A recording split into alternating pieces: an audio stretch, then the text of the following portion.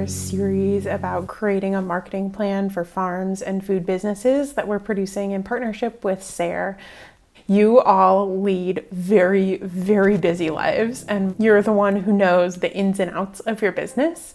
And now you just have to figure out how to share those things and share your successes with your audience. So the focus of this video is going to be 5 tips for developing and maintaining that digital marketing strategy for your business.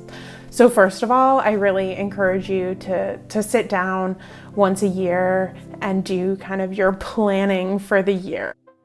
What does your year look like? Thinking through the calendar of what your sales look like and planning a little bit around what you might want to highlight during each of those times of the year, what, special events or special promotions or sales might you want to have throughout the year, and building that overall calendar for the full year. You can think about, your photos that you have. If you don't have a lot of photos of your farm, it's a great time to think about scheduling a photo shoot and thinking about, when during the season it would be really good to capture those photos. You really want to make sure you can cover that full breadth of your year in the assets that you have to work with. It's really important to consider how much time you have to actually devote to marketing. That will help you to gauge how many social posts per week you might be able to work into your schedule, how many newsletters, or what other marketing efforts you can really tackle that will be reasonable for you.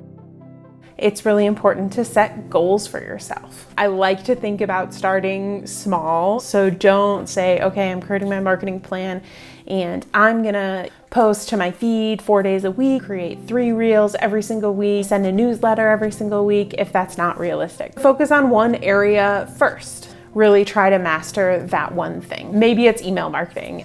You're going to really dedicate time to kind of building those systems to meet that goal, creating those templates that will help you send those emails more easily. It's as simple as just putting that language, the right links, the right photos into the email and getting it out to your list.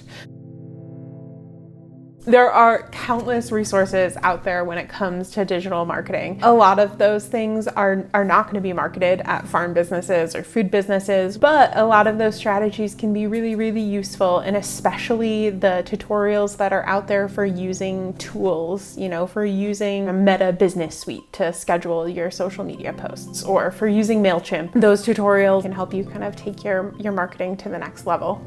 And then ask for help. If you have a coworker or somebody who's working on the farm with you, if you have a friend who really loves marketing, ask them what their opinion is. See, what recommendations they might have. A second set of eyes on things can be really useful.